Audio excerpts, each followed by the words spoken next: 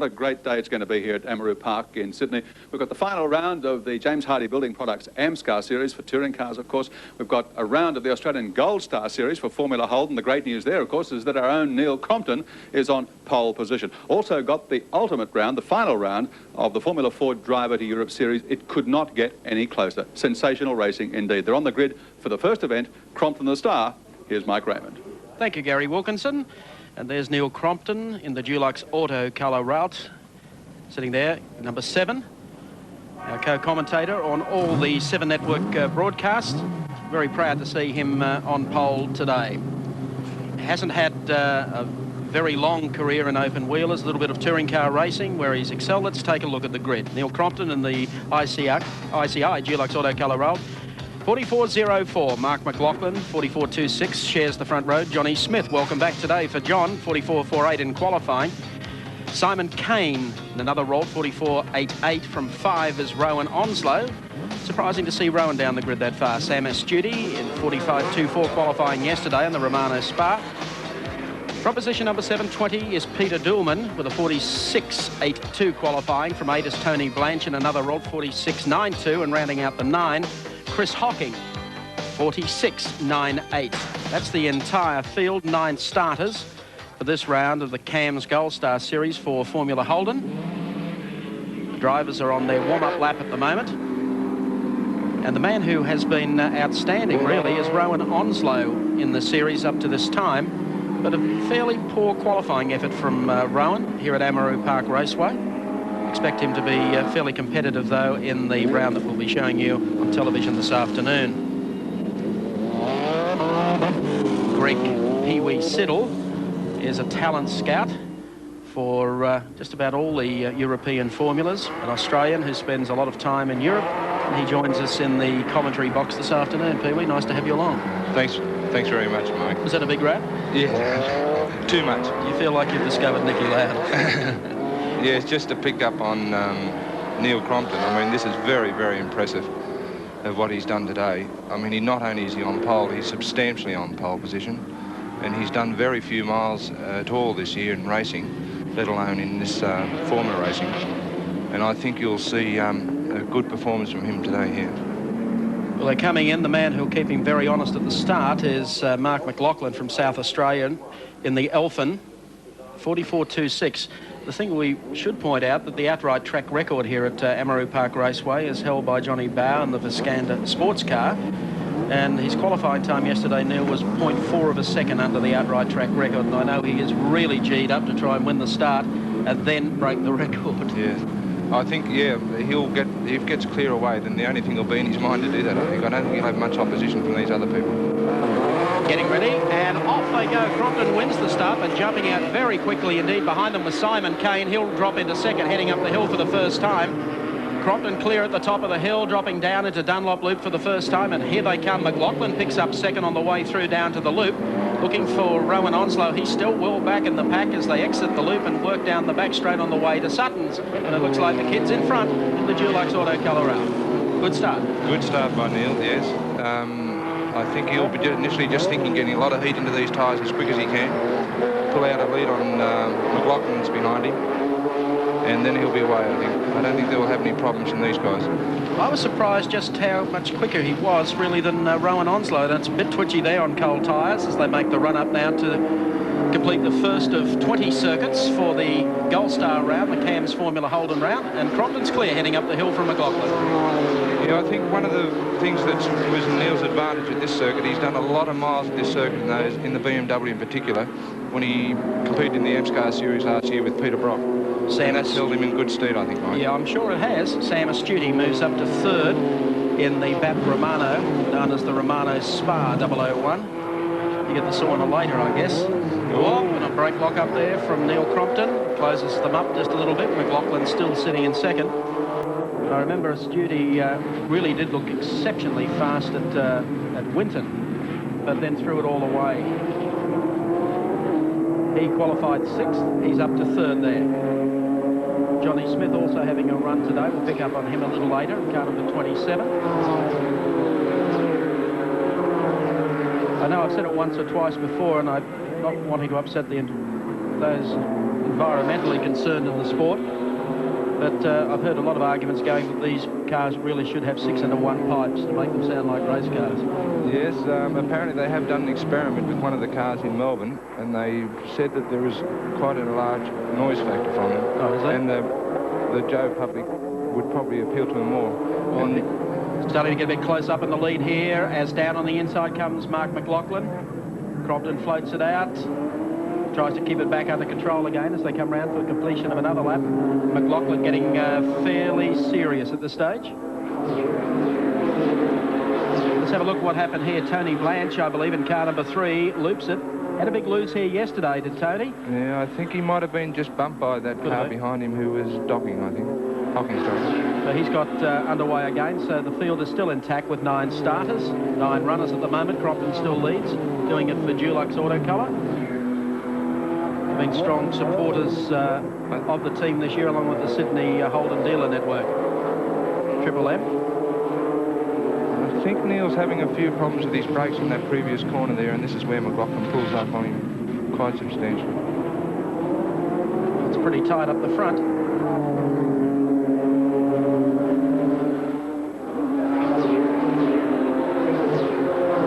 Some people at when the category was announced, had ideas that perhaps the Formula 3000 car would have been the way to have gone, or maybe Formula 3000 class.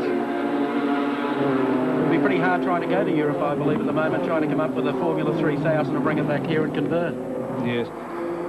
I think probably over the summer they're going to have a bit of a rethink on the chassis construction of these cars. I personally think that they should have stuck with the Formula 3000 chassis, which there's an abundance of them in a second-hand form that could have been brought out here. Here's Johnny Smith, car number 27. It's Formula Holden, but he's got a nice Lexan sign on the side of it. Oh, what a feeling, I think. Yes, that'd be a bit of an upset for the category today. Toyota wins Formula Holden. Here's Johnny Smith. Good to see John back in an open wheeler. One of the real talents of racing in this country. Spends most of his time now driving occasionally in the Toyota Corolla. We don't get to see that much of him. I know he'd love to be up in a front-running car, and he'll probably be that a little later on in the season in the Turbo Supra that Toyota plan to unveil for the Tui's 1000. I think he'd love to be doing a spot more open wheeler racing.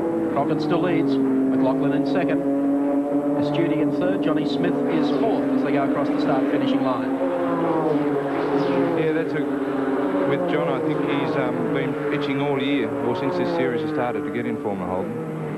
And knowing what I do with John, this is really, I think he feels that his home territory driving Formula cars as opposed to touring cars. Here's Simon Kane. Simon, strong qualifier, fourth off the grid, qualified yesterday at a 44.88.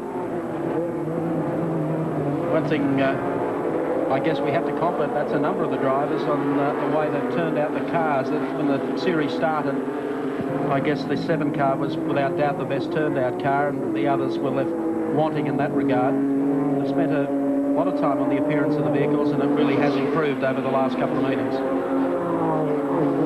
Yeah, I think with although there's a lacking of cars, I agree with you there, Mike. I think also with Neil or with Crompton's team, they've really set a yardstick in the formula for the others to aspire to, and they're all doing that, and it's lifting the formula in that area. As I said, over the summer there'll be a lot of thought given to getting cars into this category, and I think with a series sponsor, which apparently is imminent for next year, this formula should hopefully pick up and run very well. Yeah, that's exactly what they need, just some more numbers in terms of cars on the track, and also a big budget sponsor. And as you said, in terms of presentation, they're getting it together, and that's essential, because you've got to have the right presentation in this day and age. You've got to look the part. These cars not only look the part, they go the part as well. There's 44 seconds, or 44.4 is pretty quick around Amaroo Park. Very quick indeed, yeah.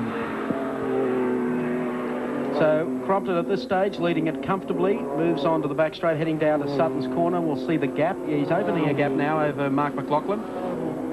So it's all working well for him. A couple of laps time, maybe he'll start thinking about that outright track record that he wants. Oops, there's bad luck for, of course, the man that we were speaking of earlier, Rowan Enslow, in car number 1. He's had a frightful weekend. Didn't qualify well at all, but that is going to open up the point standings no end. At the halfway mark in the race at this point, and I got the watch on race leader Neil Crompton just to see what his times are getting down to. Yeah, I think that's topped off Rowan's weekend, Mike. Looking, there seems to be a lot of smoke coming from the car. Yeah. He's really had a wretched time of it. And he feels quite uncomfortable with it as well, because he's been quite dominant in this series. He's got a good crew behind him, and Harry Galloway. Yep, good bloke. And a great little driving talent too, Rowan Enslow. Pity to see him out of this race when they really do need all the cars to make the show look good. 45 seconds lap time for Neil Crompton under race conditions. That's pretty slick. Holden goes through. Looking then for Lachlan. Sam Studi is the next one to go through in car number 12, running in third. Back behind him, Johnny Smith, another of the Rolls.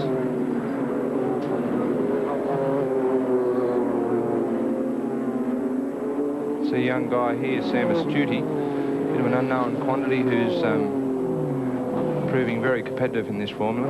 Very, very little race experience. He's driving a car of the Romano Spa, which is in fact the most up-to-date car that we have in this category. It's been purpose-built for Formula Holden. It's the only one in Australia at the moment. I believe there is 2 or 3 in production in the UK that are coming out here. And he's acquitting himself very well. Well, Mike mentioned the meeting at Winton. That was the first time we saw Sam Studi, and he lit that car up there, and he was all over the back of Rowan Enslow for a couple of laps before, unfortunately, went straight on at the end of the straight into the tyre wall. So he had one off, but I felt he did enough before that. I can recall young Glenn Seaton's having his first run in a Formula 2. And I know I upset quite a few of the Formula 2 guys by suggesting on day one he made them look like hacks. And I had the feeling that Studi did almost the same. Coming up, put a lap on number 3, Tony Blanche, who had a spin earlier. You've either got a talent for this or you haven't. And you can't make comparisons between tin tops and open wheelers. You've either got it or you haven't. There's Kane going through again as McLaughlin tries to take chase, but it is starting to tighten up with the Studi and Johnny Smith. That's where the scrap is at the moment for third place, and we're on it for you.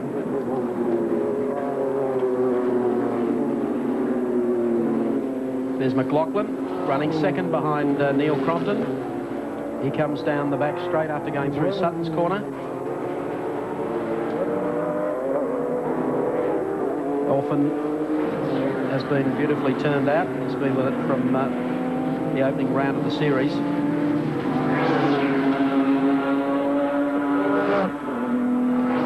Crompton's pit crew signal the gap that he has and the lap time that he, in fact, has been turning. 45.07, in fact. Well, he mightn't be fortunate enough to get the record today, because in some of the earlier sports sedan races and lead-up events, there's been a fair amount of oil spilled on the circuit. Had them going every which way in one of the Division 2 events, so maybe that's not conducive for lap record times. I have no doubt he'll give it a shot, though. 5 laps to go for the race leader, Neil Crompton. There's Rowan Enslow. Very dejected. Yep, with good reason. Out of today's round of the Gold Star Series. There's the gap between first and second. Crompton has gone through. Here comes Mark McLaughlin, and back behind McLaughlin you can see the scrap that's developing for third place. It's not bad. We'll be on that for you. Between Johnny Smith, Sam Studi and Simon Kane.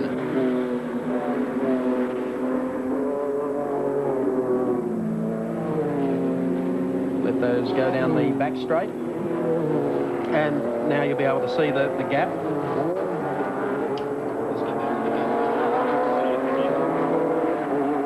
Coming out of Honda Corner and heading down to the lake. Neil Crompton going through. There's a lap car there. Then our second place man goes through. Mark McLaughlin. There's Sam Studi running third. Johnny Smith, and now Simon Kane actually has been the mover. He's moved up on Smith. Smith, in fact, as you can see, has fallen well back behind Sam Studi. fact, he's probably holding up young Simon here at the moment, which is enabling Sam Astute to pull away from Smith. Also very impressive, this young fellow, Simon Kane, straight out of Formula Ford into this category with a rolled Pt.1, which is a Formula 3000 chassis from the UK. Supported pretty well by his father.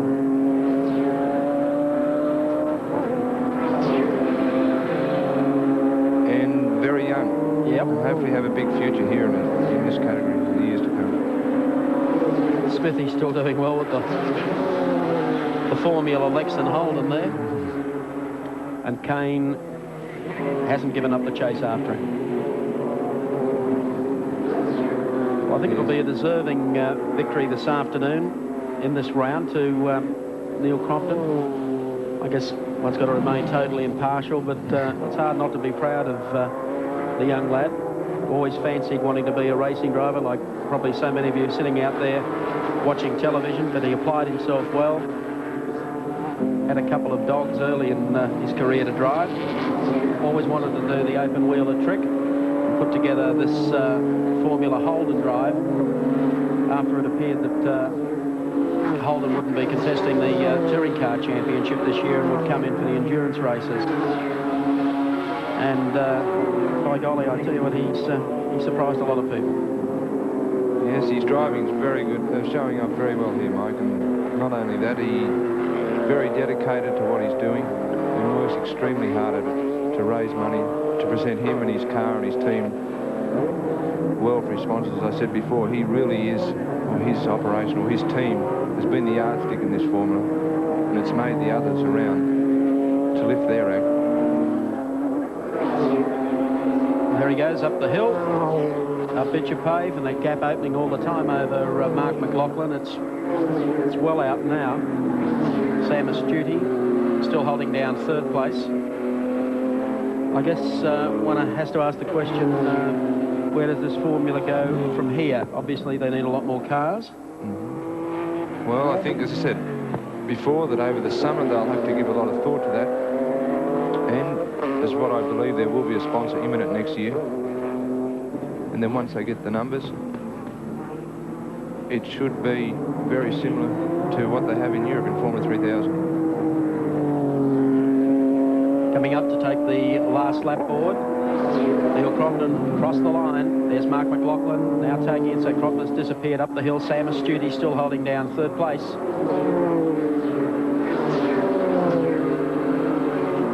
This will be a thrill he won't forget in a hurry. Well and truly stamped his authority on this race. Superb drive.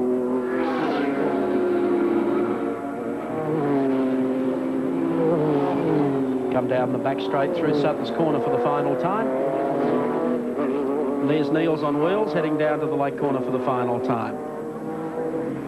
Going to win this one comfortably. Probably about a 4 or 5 second break over Mark McLaughlin. Last corner comes up. Gold Star round at Amaroo Park Raceway, and 7's Neil Crompton takes the checkered flag. Mark McLaughlin will be second across the line in the Elephant, and closing right on him was Sam Astute. So there we have the winner. Let's recap them for you on the Caltex race score. Neil Crompton, our race winner, doing it for ICI. Dulux Auto Colour, second spot to Mark McLaughlin, and third to Sam Astute. Well, since winning the Australian Touring Car Championship Series, Dick Johnson hasn't been spotted off nobbies.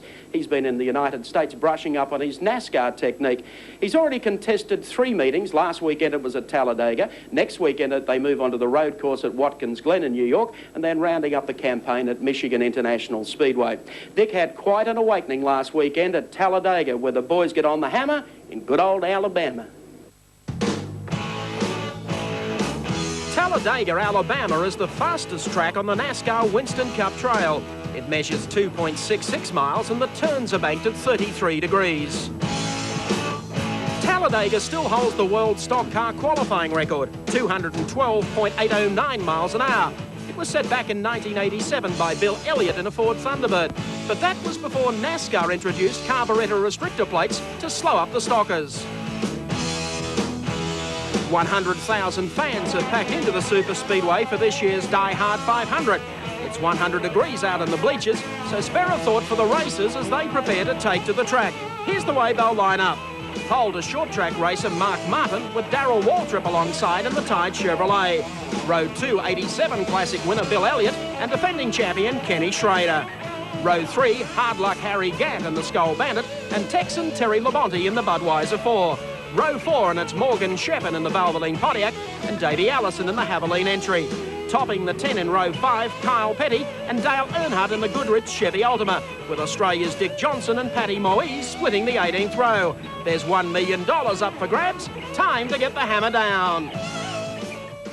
Mark Martin, 6 times this year he has been on the pole. He has never qualified worse than 7, but on the break, it's the Chevrolet Lumina. Waltrip out in front going to turn 1. You're riding live with Davey Allison looking out the rear of his car. And here you see the red number 9 of Bill Elliott down on the bottom of the racetrack. It must be an exercise in frustration for these drivers that waiting to go into action and then finding their car just won't give them what they want. A new leader. Waltrip around Allison, and the Chevrolet goes back in front of the Ford. That car is strong, Ken. He dropped back at the beginning of the race and now has worked his way back up to the front. So, in trouble. Car in trouble. Elliott spinning once, twice, looping down to the inside. Yellow flag is out.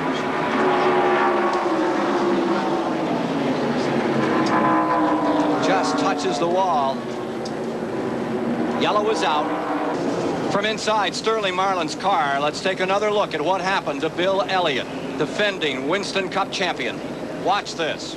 Well, you can see Elliott come out of the pack up in front of Sterling Marlin. Sterling Marlin was blinded momentarily by the smoke, and then he goes on by the spinning car of Bill Elliott as he gets down on the grass and into that inside retaining wall. Just had a hard crash on pit road. This is Jimmy Spencer's car, which ran over Darrell Waltrip. I mean, ran over him. He went up in the air. Waltrip is coming by with the right rear quarter panel bent up against the tire.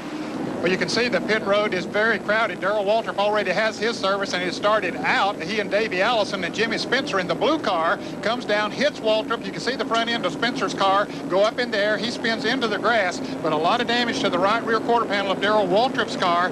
After 14 laps complete, Jimmy Means from Alabama originally. Smut Means is out in front. And right behind him comes Paddy Moise.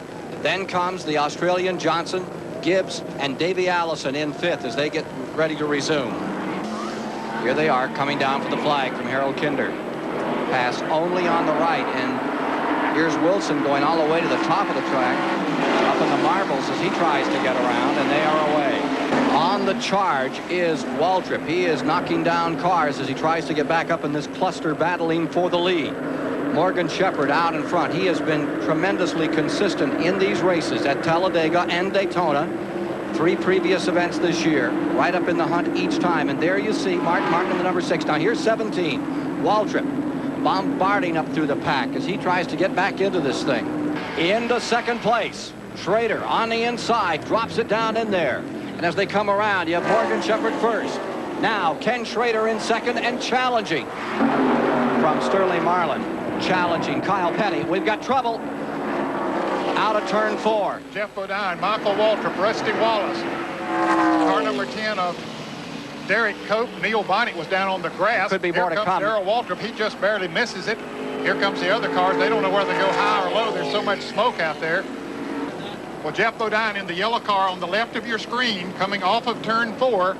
And you can see the car breaks loose all of a sudden right in front of a big pack. That's Dale Earnhardt going by, and then he clips Michael Waltrip in the car number 30, Rusty Wallace. Here comes Jimmy Means in the blue car getting involved. There's Derek Cope in car number 10. You see Neil Bonnet way down on the bottom of your screen. I don't think he was involved. He just cut down to the inside. You can see him now coming off of the grass. I think he got through the wreck okay. Ned, could you call that driver error?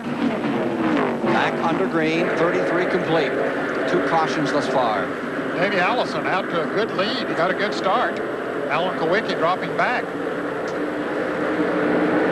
There you see Waltrip, and he's now running by his lonesome. He's drawn away from the pack. It's amazing. He's ahead of drivers like Dale Earnhardt and Alan Kulwicki, who have not had any trouble so far today. So Mr. Waltrip is really up to the occasion, bringing a car that isn't quite right up into the top 10. He was way back in 19th place not too many laps ago. Here we go for the lead. Schrader to the outside, and that's maroon number 25. Hendrick's stable car up on the outside. Now, Mark Martin can play a big role in who takes the lead here, and it looks like he's going to follow Ken Schrader. Martin in the blue car, number 6. Now he comes back to the inside, and that'll help Morgan Shepherd. Whichever car he follows is most likely the one that'll come out in front. Davey Allison, pictures from his car in 7th, and Sterling Marlin directly in front in 6th. Working toward the halfway point of this DieHard 500. Davies won 2 of these races, run with restrictor plates. Which we're looking at the rear view of Sterling Marlin at Davey Allison. Coming to halfway, Harold Kinder, cross flags. Halfway. Here's the story. Up in that front running position goes car number 6. It is Mark Martin. Mark Martin pushing that Ford back out in front. He's having an incredible year, but he still has his first win coming in Winston Cup racing. A year ago, he had 3 top 5 position finishes in 29 races. This year, in 16 starts going into today, he's had 6 top 5 finishes, 9 top 10. He's up there 5th currently in points. Was in 4th until Elliott beat him out of Pocono, Pennsylvania a week ago. You can see a group of cars that the leaders are coming up on there now. You can see that here comes the leaders. Mark Martin in the lead, Darrell Waltrip second, a 5-car draft. Ford, Chevrolet, Pontiac, 1, 2, 3. Waltrip going for the lead on the inside. Darrell Waltrip buries his foot in it down in turn number 3. And the Chevy goes out in front for the Hendrick Racing Stables. Roush Racing on the outside. And the Rahili team with their Pontiac number 75 stays 3rd. With just over half distance completed and Darrell Waltrip now up front and leading Mark Martin, Dickie Johnson runs the low line in the number 38 Ford. He's hanging in there, and we hope you will too for part 2 of the DieHard 500 from Talladega, Alabama, later in today's telecast from Amaroo Park.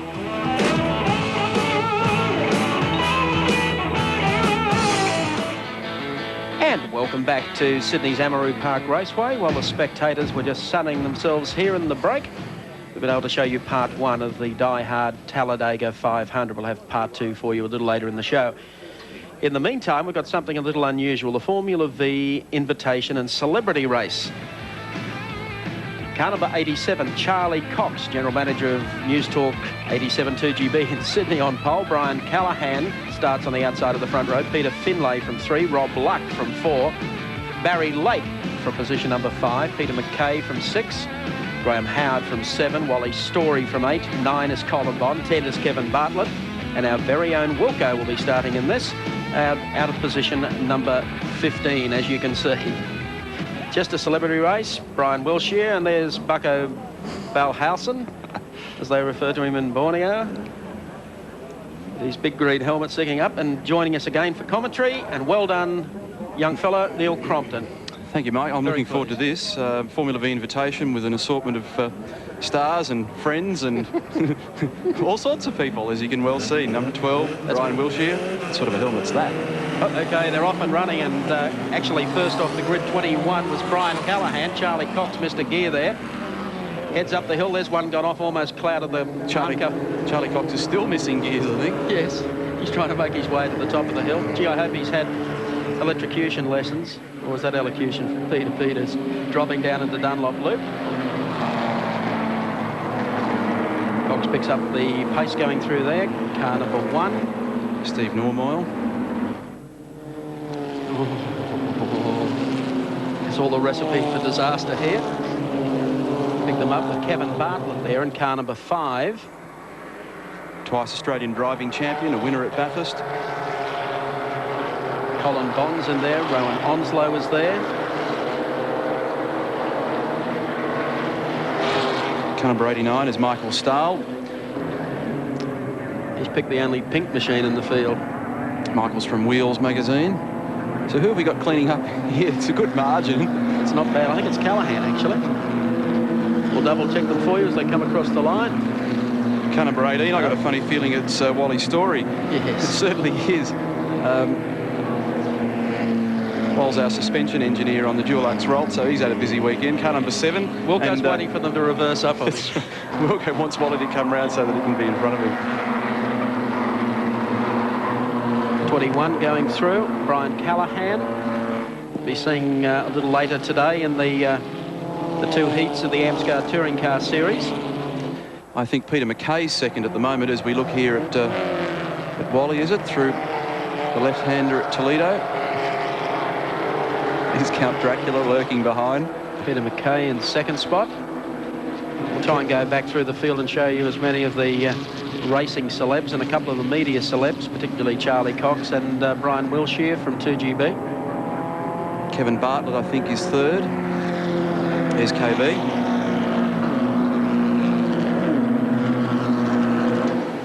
Five laps, the distance of the sprint.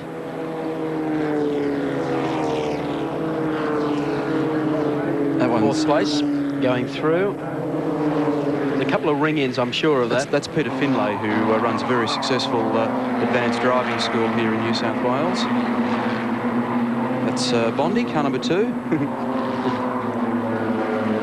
Actually, that's ran longer than the Sierra, I thought, this weekend. He's still got 2 races to come today. There's Wilco. And there's Wilco. Stoke her up, Wilco. Be careful it doesn't bite. No, he's just taking it carefully. He knows all about this. I tell you what, if they could have got suit any tighter on him, I guarantee it would have cut the circulation off just about everywhere. He's not so flush without auto cue, is he? They come along the short straight up to Toledo corner. Wally Story is still the race leader. It's 6th place. Steve Normoyle. I think so.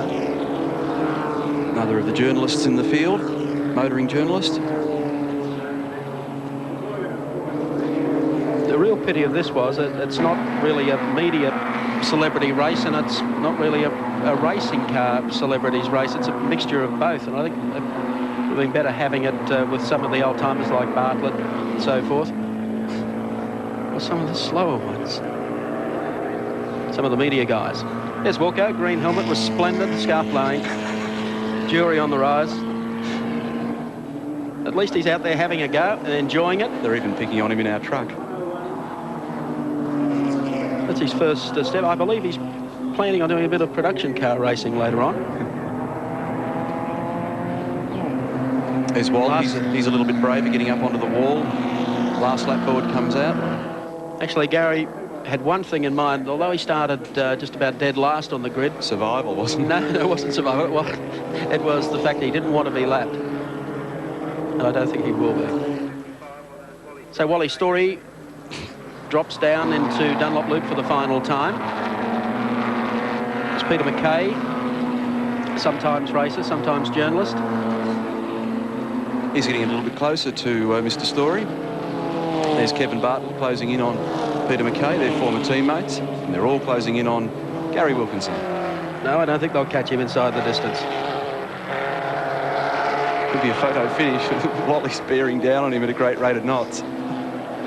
Wally comes tearing down to the late corner, and Wilco is just scarpering away, going up the little short straight. You'll see him go beneath our camera. So he's going to finish. Wally Story, last corner coming up now at Toledo. He's going to take the Formula Vee celebrity race this afternoon.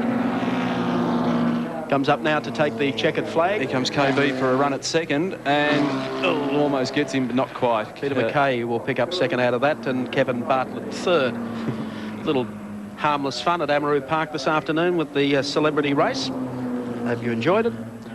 And a chance to see guys like Kevin Bartlett, Wally Story going around in open wheelers yet again. Let's recap them for you on our Caltex race score. Wally Story in car number 18, the winner of the Formula Vee Celebrity Sprint. Peter McKay finishes in second spot. And Big Revan Kevin Bartlett was third.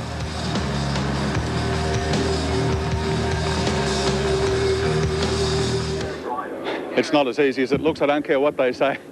Well, Wally Story ended up winning the Formula Vee invitation race. We'll talk to him in a moment, but First of all, we have a presentation to make following our opening event of the day, and that was round 7 of the Australian Gold Star Championship for Formula Holden vehicles. And what a coincidence, what an amazing thing it is that Neil Crompton and I should both be standing here in driver's suits. You finished first, I finished last.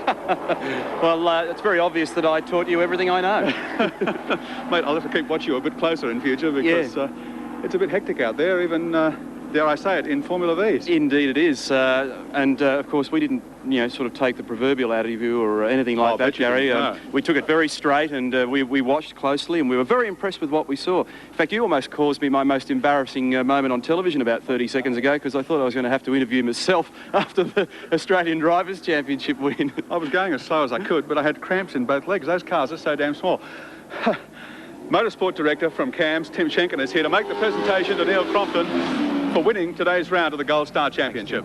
Neil, congratulations. Wonderful race. You didn't jump the start this time. No, it's a bonus, isn't it? I don't know how this works, but let's try. I thought you'd always make a great trophy girl, Tim. I love you too. Good one, Cromley. Thanks, Garry. Thank you, Tim. I'm very pleased on behalf of the team to be able to kick a little bit of a goal. We've had a tough year this year, I think, as everybody knows, and thanks to Dave and to Wally, who also picked up a win there in the Formula Vees, and also to Dulux. Thank you. Okay, congratulations, Neil Crompton. Wally Story, come in here. I was going so slow so that you could catch up to me so we could have it. I thought I was going to there, Wilco, but I couldn't quite catch up to you. It was a bit of fun. Did you enjoy it? I really enjoyed it, yeah. I was pretty impressed with all of that. I don't know what you had to do to be a celebrity, but I thought you were one and I wasn't, Wilco, so Well, this goes to show you. Role reversal, you see, and you've ended up winning the race. Congratulations, it was a good effort. Thank you very much, Garry. Thanks, mate, I enjoyed it. If I could say a couple of words, I'd like to thank Burns & Burns Real Estate and Garry for the loan of the car. It was really generous because somebody borrowed the car I was going to run and it died yesterday, so fortunately Garry came to the rescue. Well, Norm Johnson lent me his, and I thank him for that. It was great. All righty, we're going to go to Mike Raymond right now because Mike has for us the Toyota Corolla competition. Maybe I can win one of those. Thank you indeed, DieHard.